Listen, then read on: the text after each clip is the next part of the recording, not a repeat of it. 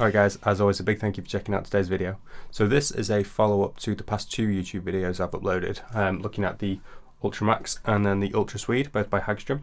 And this video is going to be kind of a compare and contrast between the two. So looking at which scenarios I might opt for the Ultra Swede and where again I might opt for the Ultra Max. So this video is going to draw reference on the past two videos I've done, so it might be worth checking those two out either before or after this one if you want a bit more kind of information on either one. I'm going to start off, we'll talk about the specs, then we'll move on to the tones, and then we'll look at the different musical scenarios where each one kind of shines. So the first key difference I noticed between these two guitars specs wise was the scale length. So scale length, for anyone who's not familiar, is the resonant portion of a string, so the distance from the saddle on the bridge to the nut at the headstock. And this can have a big impact on the overall feel of a guitar as well as influencing the tone. So between these two guitars, the scale length on the Ultra Max is 25.5 inches, which is the same as Fender and a lot of other kind of more modern kind of shred orientated brands, I guess. And then the Ultra Swede has the same scale length as Gibson, which is 24.75. So these are the two most common scale lengths we see, and the longer scale length, so the Ultra Max, will have a little bit more resistance on it because that string is stretched over a greater distance. Means that strings can be a little bit more resistant to bending, whereas they might feel a bit slinkier on the shorter scale length.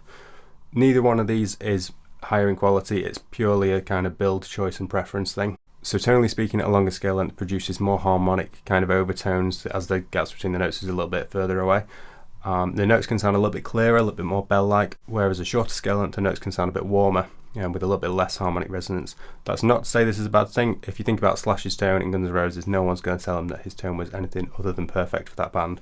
So it's something to think about based on your kind of playing style and what you're looking to get out of the instrument. So the other big difference I noticed specs-wise on the guitar was the pickups.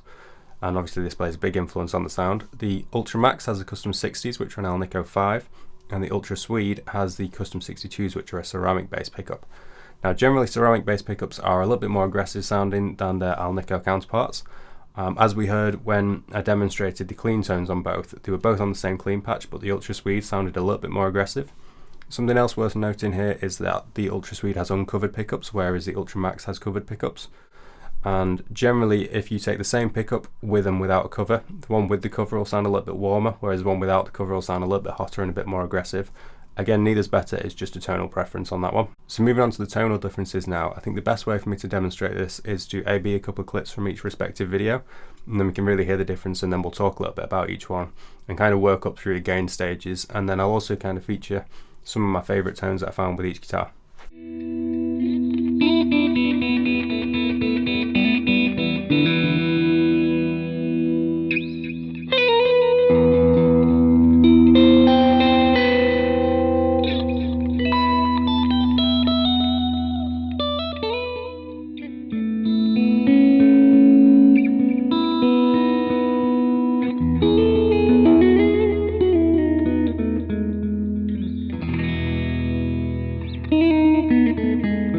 So we just heard some clean tones from each guitar there.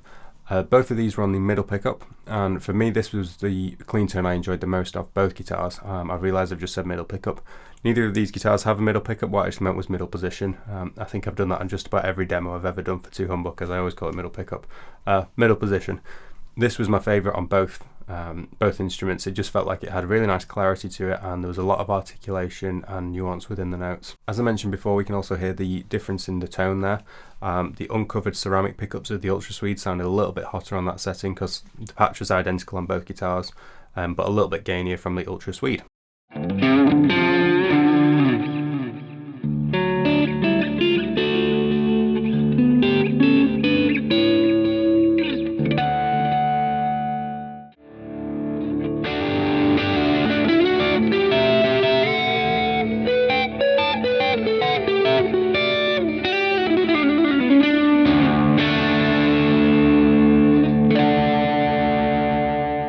So for playing at lower gain settings, I think my personal choice would be the Ultra Max, and I think a big part of this is due to the pickups, as these kind of gain settings are more kind of evocative of some classic kind of playing, so maybe your country Americana or your classic rock type stuff, and I think these pickups are voiced a little bit more towards that. They're a little bit more vintagey sounding than the 62s that are in the Ultra Swede. So where I felt both these guitars really shone at this kind of gain stage was on the split coil option. So I want to show another couple of videos now just to demonstrate that, and then I'll talk about that again in a second.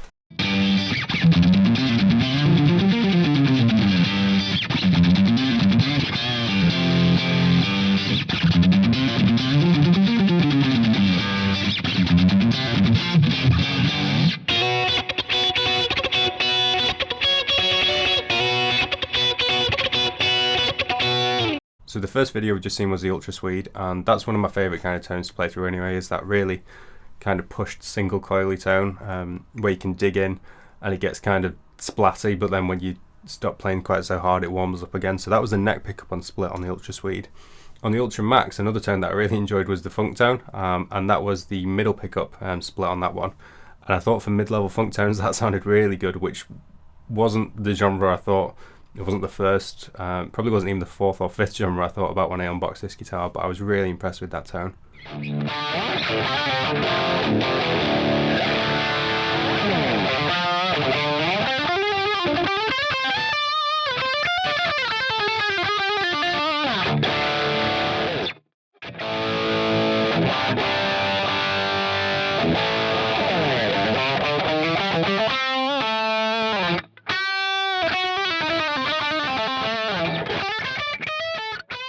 So moving up in the gain stages now, I thought both guitars performed equally well here, and I think it comes down more to personal preference. Something I noticed about both guitars though is that they sound really well double tracked together, so having the Ultra Max on one side of a mix and the Ultra Swede playing the same thing on the other side of the mix. So in the intro clip to this video, I'm playing a rock riff just before the solo kicks in. That riff's shown on the Ultra Max, but it's actually both guitars at that point. It was just because I didn't have time in the 3 seconds that riff was on before the solo to put another camera angle in. But that's both guitars playing that riff, Ultra Max on the left, I think it was, an Ultra Swede on the right. And sometimes when we double track we want the same tone on both sides, but sometimes we can achieve a wider stereo image by having a little bit of variation there.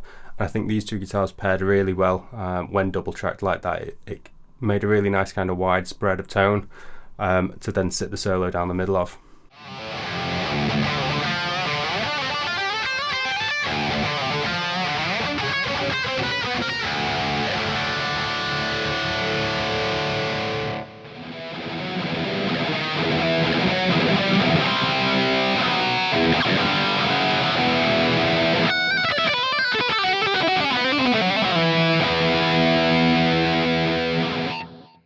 So moving into the really high gain levels now, this is where I felt like the Ultra Swede really started to shine, and the custom 62 pickups that are in there.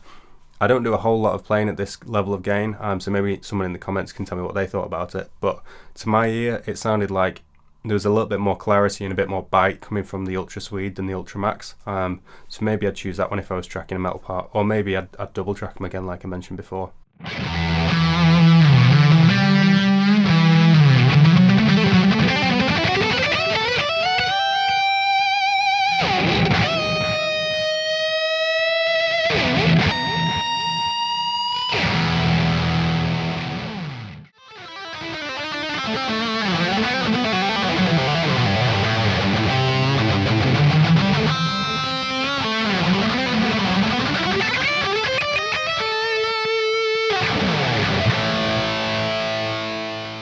So the last thing I want to talk about is the fuzz pedal tones, because I've got a bit of a theory on this, and it's quite interesting to see these results. If we think about all the classic fuzz tones that we hear, we've got Jimi Hendrix, David Gilmour, Eric Johnson, Jack White, John Frusciante, players like this. All these guys are playing longer scale lengths because almost all of them are on strats. And I think the reason that longer scale lengths sound so good with fuzz pedals is because they've got that extra harmonic information, and that's the kind of stuff that the fuzz pedal grabs hold of and reacts with. And gives us that kind of chaotic sound. I think the shorter scale length, there's a little bit less clarity to it. So I think if I was recording with a fuzz pedal or a fuzz part, I think the Ultra Max would be the one I'd go for. So I wanted to talk a little bit now about how each guitar kind of came to be. The Ultra Swede was initially conceived as like a full shred model. So this has got a 17mm neck at the nut, which is like super thin. And this is due to the H expander truss rod that they have. So it means that the neck can, because of that truss rod system, the neck can take being that thin. It does make shredding a lot easier having a neck that thin. The neck is slightly thicker on the Ultra Max, that's 19mm I believe at the first fret, which I felt like for open chords maybe made things a little bit easier. But like I say, if you're looking to do the shred kind of thing, the Ultra Swede is definitely designed for that. So the Ultra Max was designed to be almost like an older sibling to the Ultra Swede. So a similar kind of aesthetic, but a little bit more maybe classic appointments, so hence the longer scale, slightly larger body, maple cap, that kind of thing. For me personally, the Ultra Max, if I was picking one to choose for my own playing, I'd go for the Ultra Max, largely based on the covered pickups and the longer scale length, as these were both kind of spec preferences I had prior to playing either of these two. So I kind of expected to like the Ultra Max a little bit more. However, I've tried to remain as impartial as I can whilst demonstrating the two guitars. So hopefully this video has maybe aired some similarities and differences between the two guitars, and like I say, the idea of it wasn't to project my opinion of the guitars onto anyone. It was more to help people make the most informed choice they can if they were trying to choose between one of these two models. If anyone's got any questions, let me know in the comments section, or if you agreed or disagreed on any of the comparisons I drew between the two, let me know in there too. If you did enjoy the video, guys, please do click like and subscribe, and also if you've got any ideas for other content now that these two guitars are going back, let me know, because I'm not sure what I'm going to film next. Alright guys, stay safe, and I will see you in the next video.